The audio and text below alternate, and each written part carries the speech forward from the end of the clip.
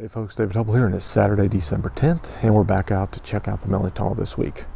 I haven't been here much this week either, so I'm going to have to go see what's going on in the yard, in the Mirliton vine, Mirliton man cave as I affectionately call it, and see if we've made any more progress.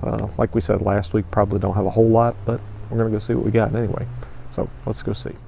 Hey, as always, please do me a favor and click the like button and subscribe to this David J. Hubbell YouTube channel if you find the Mirliton information here helpful.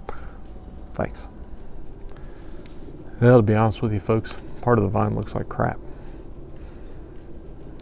That part over there. The good part is that most of that stuff that's dying off there is actually going into the neighbor's yard. So hopefully that means I won't have to try to retrieve any Mirlitons. But still got a lot of nice new growth here. So we'll see if we've got any more to pick. Like I said, it's in the waning days, and I'm going to see if we just have anything that we can salvage. Like I said, I'm banking on trying to get my Christmas casserole done. Last year I had so many I made a Mirliton soup, cream Mirliton soup with shrimp, which was really good. But this year I think I'm not going to have enough to do that. But I do have some frozen from last year, so if I get an envie, as they say in South Louisiana, for some, I can always make some with that. Well, remember, I always talk about the surprises that you find. I didn't even know I had one here.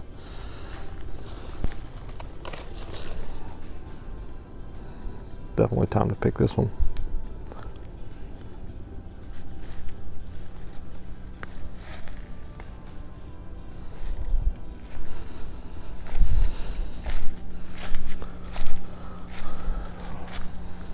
A lot of nice new growth still.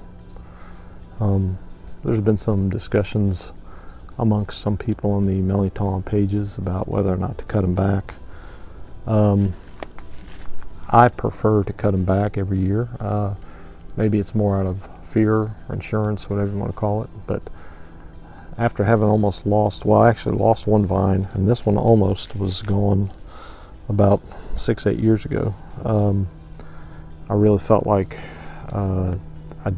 in that case I will maybe actually cut it back too far, but I really don't want a chance having a hard freeze and being complacent and letting the vine just go. You know, people can have recorded keeping their vines as many as 60 years, so I don't know how long I'll stay in this house, but my plan is that at least I want to keep the vine going as long as possible. So we'll see what I can do, and but I want to plan on cutting it back in probably 2 or 3 weeks, maybe as soon as the new year passes actually. But anyway, some people have been successful not cutting it back and it's come back, but my particular thought on it is that I would just prefer to be safe, cut it back 2 inches, cover, and it's always come back and been very vigorous, and I haven't really lost anything as far as I can tell from that standpoint. But I haven't done an experiment either. But I do have 1 or 2 younger ones, so what I may do this year is I may let one continue to grow and cut everything else back, and we'll just see what happens.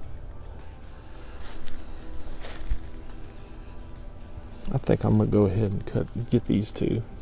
They're starting to get a little tough looking.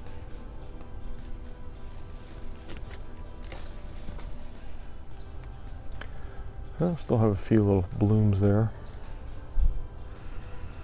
If you notice how wet the leaves are, it's not because of rain.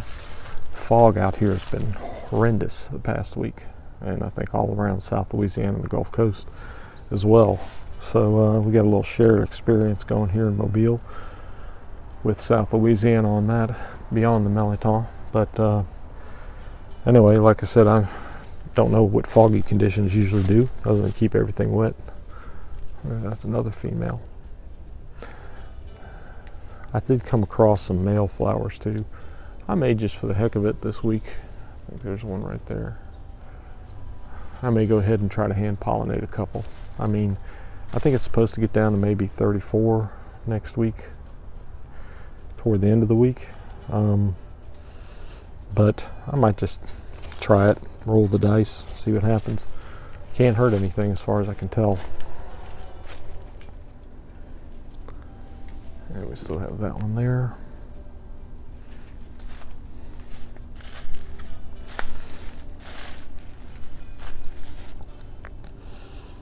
A little bent up.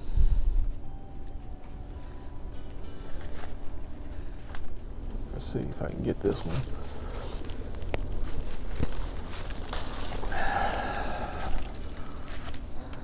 All right, there we go.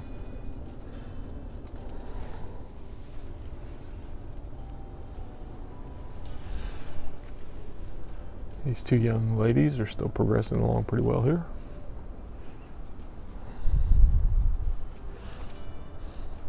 Got a one there too. And this one as well. Now I'm noticing they're not getting quite as big, but yet they're starting to get the age lines, if you will, on there, which I think are sort of indicative of them becoming a little more fibrous. And when I mean fibrous, I mean right around the seed itself. You'll find it to have a little more texture, if you will. And so oftentimes when I'm seeding them, I'll pull that membrane around the seed out, but there's still plenty of good Mirliton meat there to get after. But it's just not as, say, soft and delicate as these might be if you get them. I don't know whether the Mirlitons themselves are either just slow going this year, or I'm just not picking them as fast.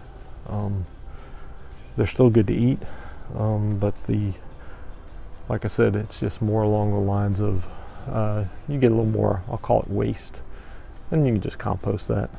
But from my standpoint, it doesn't seem to hinder the flavor at all. So what I'll probably just do is, like I say, in the interest, I'm 2 weeks out from Christmas.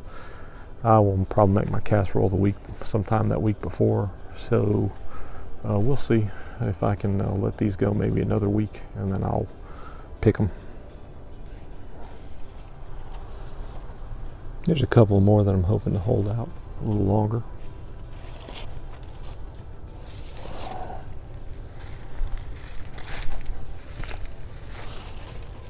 I think I have a few more hidden back there. Parked the truck a little close yesterday, so.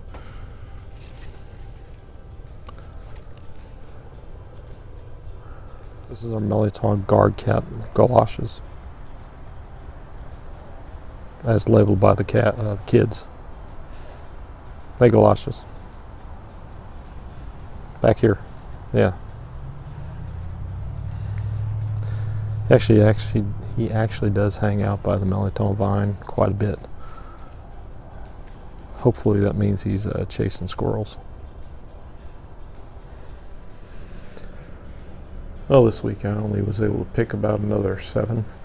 Not too bad. I mean, like I said, it may be small batches. I think I'm probably up to 20 plus, maybe up to my 2 dozen I was thinking. And I know I saw at least 5 or 6 that I'll be picking in the next week or week and a half. And then I've got a whole other, surprisingly, some thumb size ones that have been pollinated, and maybe up to 6 or 8 of those. So depending on what the weather does, I may still be picking them after Christmas. We'll just see. In addition to picking the 7 and identifying maybe another 8 over the next week or so, looks like I was able to hand pollinate about 5 or 6 of them. So we'll see where that gets us. Once again, it all depends on the weather at this point. Did see a lot of pollen still in the male flowers, and like I said, didn't see quite as many female, but I was able to find at least 5 or 6 good ones.